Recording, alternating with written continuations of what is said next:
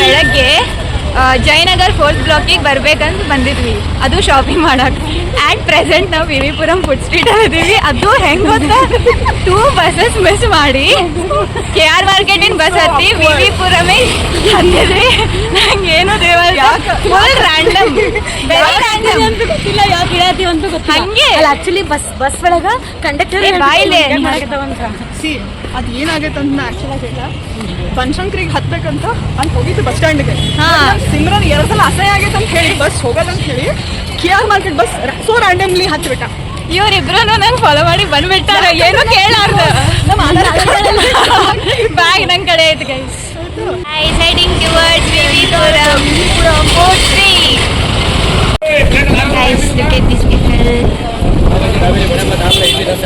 Hello guys. Guys, ಮಳಿ ಬಂತು. ಹಾಗೆ ಪಾಪಡಿ ಚಾಟ್ ಮಸ್ತ್ ಇತ್ತು. Papdi chaat, momos, chocolate waffle super. ಆದರೆ ಸ್ವಲ್ಪ ಕಾಸ್ಟ್ಲಿ ಇತ್ತು, ಆದರೆ ಮಸ್ತ್ ಇತ್ತು. Guys, इतना ही नहीं, on top of this we entered Purnima Palace and now we are going to have good food of graduation day of our seniors. And this is like something we hadn't even expected, but I'm not going to make much noise about this. There is something. We'll meet after the food. Yeah, we are going to have very good food. This girl, see, this girl is dancing.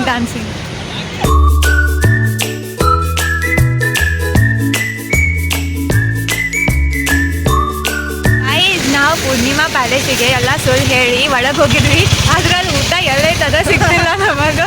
ಮತ್ತು ಅದೇನೋ coupon ಕೊಟ್ಟಾರಂತ ಏನೇನೋ ಹೇಳಿದೆ ಬೇಡ, ಏನಿಲ್ಲ, ಈಗೇನು ಸಂಬಂಧ ಬಂದ್ವಿ ನಾವು. ಆದ್ರೆ ಈಗ ವಾಪಸ್ ಹೋಗಿ ಪಿ ಜಿ ಊಟ ತಿನ್ಬೇಕು. ಹೋಗಿ ಸಾಟರ್ಡೆ ಒಂದು ಡೆಸರ್ಟ್ ಏನಾರು ಇರ್ತೈತೆ ಪಿ ಜಿ ಒಳಗೆ. So sad life. So this is last part, our outing. Bye guys. Bye.